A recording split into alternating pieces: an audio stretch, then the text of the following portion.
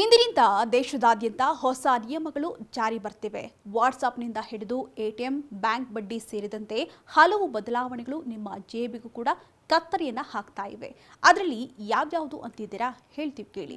ಮೊದಲನೇದಾಗಿ credit card ಬಳಸುವವರು. ಹೌದು, ಇಂದಿನಿಂದ ಕ್ರೆಡಿಟ್ ಕಾರ್ಡ್ ಮೂಲಕ ಕರೆಂಟ್ ಬಿಲ್ ಅಥವಾ ನೀರಿನ ಬಿಲ್ ಪಾವತಿಯನ್ನ ಮಾಡಿದರೆ ಹೆಚ್ಚುವರಿ ಶುಲ್ಕವನ್ನು ಕಟ್ಟಬೇಕು.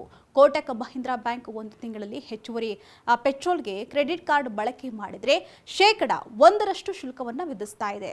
ಆದರೆ ಇನ್ಶೂರೆನ್ಸ್ ಬಿಲ್ ಸೇರಿದಂತೆ ಇತರೆ ಬಿಲ್ ಪಾವತಿಗಳಿಗೆ ರಿವಾರ್ಡ್ ಪಾಯಿಂಟ್ಗಳನ್ನು ನೀಡಲಾಗ್ತಾ ಇದೆಯಂತೆ. ಇನ್ನು ಎರಡನೇದಾಗಿ ಎಟಿಎಂ ಶುಲ್ಕ. ಅಂದಹಾಗೆ ಇಂದಿನಿಂದ ಎಟಿಎಂ ಬಳಕೆಯ ಶುಲ್ಕವನ್ನು ಹೆಚ್ಚಿಸಿದ್ದು ಆಯಾ ಬ್ಯಾಂಕ್ಗಳು ಎಟಿಎಂ ಬಳಕೆಯ ಮೇಲೆ ನಿಗದಿತ ಶುಲ್ಕವನ್ನು ವಿಧಿಸಲು ಮುಂದಾಗ್ತಾ ಇವೆ.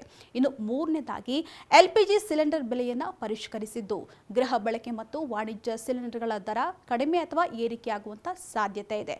ಇನ್ನು ನಾಲ್ಕನೇದಾಗಿ ಸ್ಥಿರ ಠೇವಣಿ. ಅಂದರೆ ನೀವೇನಾದರೂ ಬ್ಯಾಂಕ್ಗಳಲ್ಲಿ ಫಿಕ್ಸ್ಡ್ ಡೆಪಾಸಿಟ್ ಇಟ್ಟು ಉಳಿತಾಯ ಮಾಡ್ತಾ ಇದ್ರೆ ಇಂದಿನಿಂದ ಕೆಲವು ಫೈನಾನ್ಸ್ ಕಂಪನಿಗಳು ಎಫ್ಡಿ ಮೇಲಿನ ಬಡ್ಡಿ ದರವನ್ನು ಇಳಿಕೆ ಮಾಡ್ತಾ ಇವೆ. ಇನ್ನು ಫೈನಾನ್ಸ್ ಕಂಪನಿಗಳ ರೆಪೋ ದರ ಹಾಗೆ ಮಾರುಕಟ್ಟೆ ಸ್ಥಿತಿ ಮತ್ತು RBI ನೀತಿಯ ಮೇಲೆ ಅದು ಅವಲಂಬಿತವಾಗಿರುತ್ತಂತೆ. ಇನ್ನು ಐದನೇದಾಗಿ ಉಚಿತ ಆಧಾರ್ ಅಪ್ಡೇಟ್. ನೀವೇನಾದರೂ ಆಧಾರ್ ಕಾರ್ಡ್ನಲ್ಲಿ ತಿದ್ದುಪಡಿ ಅಥವಾ ಬದಲಾವಣೆ ಮಾಡ್ಕೊಳ್ಬೇಕು ಅಂತ ಹೇಳಿದ್ರೆ ಕೂಡಲೇ ಹೋಗಿ. ಯಾಕಂತ ಹೇಳಿದ್ರೆ ಉಚಿತ ಆಧಾರ್ ಅಪ್ಡೇಟ್ ಜೂನ್ 14ರವರೆಗೂ ಕೂಡ ಅವಕಾಶವನ್ನು ನೀಡಲಾಗಿದೆ.